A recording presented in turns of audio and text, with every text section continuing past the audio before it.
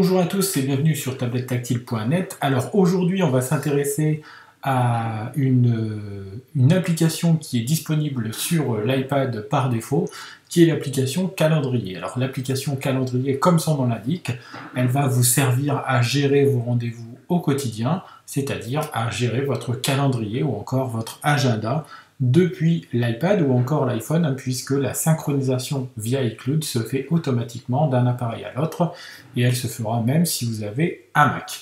Alors, quand on regarde l'application calendrier qui est présente sur le Springboard de votre iPad, on peut s'apercevoir déjà d'une chose, c'est que cette application affiche en temps réel la date du jour, hein, par exemple aujourd'hui le vendredi 24 juillet. Alors, on n'a pas le mois de juillet, mais par contre on a vendredi 24. On va donc sélectionner l'application calendrier, on va l'ouvrir pour s'apercevoir que celle-ci est complètement vide. Ce que nous allons faire aujourd'hui, c'est donc y ajouter des rendez-vous et apprendre à les gérer. Alors on peut apercevoir pour commencer une barre donc, qui est tout en haut de l'application qui vous propose de passer d'une vue à l'autre, c'est-à-dire une vue journalière, une vue hebdomadaire, une vue mensuelle ou une vue à l'année. Donc vous avez donc ces quatre systèmes qui sont disponibles et qui vont vous permettre comme cela d'avoir un rapide regard sur vos événements à venir pour la journée, pour la semaine, le mois ou encore l'année. Vous pourrez retrouver très facilement un rendez-vous que vous avez ajouté à votre calendrier via l'option Loop, hein, l'option recherche qui est disponible en haut à droite. Voilà, donc pour l'instant, comme il n'y a aucun calendrier, aucun événement dans le calendrier, eh bien il n'y a rien à afficher. On peut ajouter un événement via le petit plus qui est tout en haut à droite. On s'occupera de ça donc tout de suite après.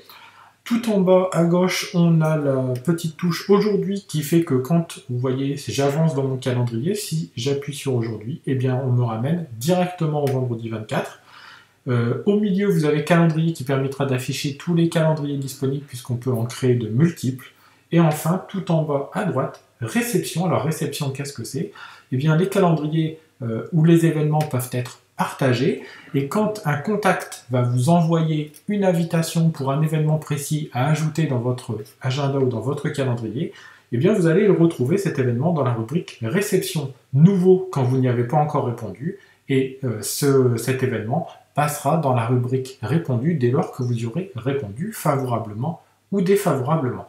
Alors pour ajouter un rendez-vous, vous avez deux possibilités. La première possibilité, donc, c'est avec le petit plus qui est tout en haut à droite, ou bien sinon ce que vous allez faire, c'est que vous allez poser votre doigt sur l'écran de votre application, comme ceci, et vous allez voir donc apparaître un intitulé Nouvel événement dans un cadre bleu. Alors, nouvel événement, eh bien, ça veut dire que dès lors que je vais relâcher, je vais pouvoir ajouter un nouvel événement à mon calendrier. Par exemple, je vais sélectionner effectuer un test. Alors, je peux ajouter plusieurs choses. Je peux, par exemple, ajouter une adresse. Alors, par exemple, je vais ajouter Avenue de la République. Et puis, Avenue de la République, eh bien, je vais avoir des avenues de la République qui sont proches de chez moi. Alors, par exemple, je vais sélectionner celui de l'Homme. Je peux avoir un événement sur une journée entière. Dans ce cas-là, j'activerai cette option. Ou au contraire, je peux sélectionner une heure de début et une heure de fin. Je peux même avoir un événement qui se déroule sur plusieurs jours.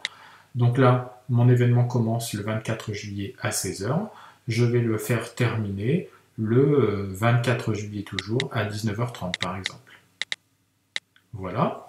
Je peux y ajouter donc le fuseau horaire. Alors, ici on est en France, donc j'ai choisi Paris. Est-ce que mon événement sera récurrent ? Eh bien, je peux faire en sorte que mon événement se répète tous les jours, toutes les semaines, les 2 semaines, tous les mois, tous les ans, ou je peux même personnaliser la fréquence. Par exemple, avoir un événement qui va être quotidien, mais qui aura lieu tous les 2 jours. Donc voilà. Je peux ensuite avoir un temps de trajet. Par exemple, si mon lieu de départ c'est une adresse personnelle, eh bien je vais avoir le temps de trajet entre le moment où je vais partir de chez moi et là où le rendez-vous va avoir lieu. Je peux enfin ajouter cet événement à un calendrier. Donc les calendriers, je peux en créer plusieurs.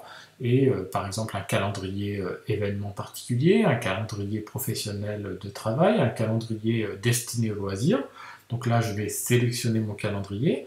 Je peux y ajouter des invités. Donc là, si vous avez rempli des contacts, eh bien, taper les premières lettres d'un nom de famille ou d'un prénom permettra de retrouver facilement ces contacts et d'ainsi de partager un événement très simplement avec ces contacts. Enfin, je peux afficher mon événement comme occupé ou disponible, à savoir donc je serai occupé ou disponible pendant cet événement. Je peux même ajouter à cet événement une URL ou encore des notes. Des notes qui vont me permettre comme ça de pouvoir accéder à une petite idée ou une petite remarque personnelle que j'aurais faite au moment où j'ai pris ce rendez-vous. Une fois que j'ai rempli donc tous ces éléments, ce que je vais faire, c'est que je vais appuyer sur Ajouter. Voilà donc, après avoir appuyé sur Ajouter, j'ai mon événement qui apparaît donc à la date du vendredi 24 de 15h jusqu'à 19h30 avec, vous voyez, tout en haut, le petit temps de trajet qui est même indiqué et apparaît aussi quand je tapote sur l'événement une carte qui me signale là où aura lieu donc cet événement précisément. Donc voilà la façon avec laquelle je vais ajouter des événements à mon calendrier. Alors bien entendu, je l'avais dit tout à l'heure, mais on peut le faire depuis tout en haut à droite avec le petit symbole plus. Et sachez aussi que vous pouvez ajouter très rapidement un événement à votre calendrier à partir d'un e-message ou encore d'un mail. Et c'est vraiment très simple. On va vous montrer cela tout de suite. Donc il me suffit de retourner à ma boîte mail, j'ai reçu un mail où on me dit qu'il y aura un événement qui aura lieu le 26 juillet à 10h. Et vous voyez que la date 26 juillet et 10h apparaît en bleu, souligné. Quand une date comme cela apparaît en bleu souligné, ça veut dire que je vais pouvoir interagir avec. Si je tapote dessus, vous voyez que j'ai créé un événement affiché dans le calendrier ou copié. Et bien ce que je vais faire, c'est que je vais afficher cet événement dans mon calendrier si je veux le voir ou créer un événement à partir de cette date. Si je crée l'événement, vous voyez que j'ai déjà la date 26 juillet, 10h, 11h qui apparaît. J'ai un intitulé, test, il me restera donc ensuite à rajouter une adresse ou encore à rajouter donc les éléments que l'on vient de voir juste avant. Je n'ai plus qu'à faire ajouter, vous voyez, je ne suis pas sorti de l'application mail, mais si maintenant je retourne dans mon calendrier, je m'aperçois bien, que l'événement s'est ajouté à la date du dimanche 26 juillet de 10h à 11h comme c'était indiqué dans mon mail. Et si, petite chose supplémentaire, si je tapote sur cet événement, j'ai ici URL, afficher le message dans le mail, tout simplement en appuyant dessus, je vais revenir à ma boîte mail et je vais revenir au message initial. Donc c'est très pratique comme cela pour pouvoir ajouter des événements dans son calendrier très simplement et très rapidement et en retrouver donc le message initial ou le mail initial depuis son application calendrier.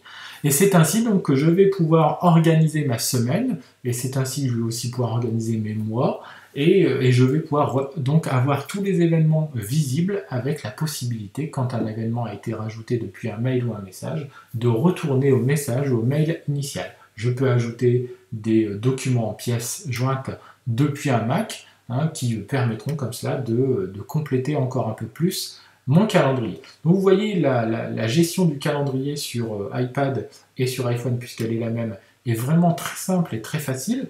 Donc je peux ensuite gérer mes rendez-vous comme cela au quotidien et je peux même les déplacer très simplement, puisque regardez, je vais tapoter sur donc l'événement qu'on a créé tout à l'heure ensemble. Je vais laisser mon doigt appuyé dessus, vous voyez que celui-ci se met en surbrillance, et maintenant je vais le déplacer, par exemple le mettre au dimanche 26 à 15h. Et vous voyez donc cela s'est fait très simplement et très rapidement, juste du bout du doigt. Et vous voyez donc que de ce fait, gérer un calendrier devient très simple, en sachant en plus que, comme je vous l'ai dit tout à l'heure, le calendrier se met en même temps à jour avec le calendrier de mon iPhone, puisque iCloud est là pour assurer la synchronisation. Voilà, on vous remercie beaucoup de nous avoir suivis aujourd'hui dans ce nouveau tutoriel pour apprendre à bien maîtriser son calendrier sur iPad et iPhone. Et puis on vous dit à très très bientôt pour de nouveaux tutoriels sous iOS sur tablettactile.net. Au revoir.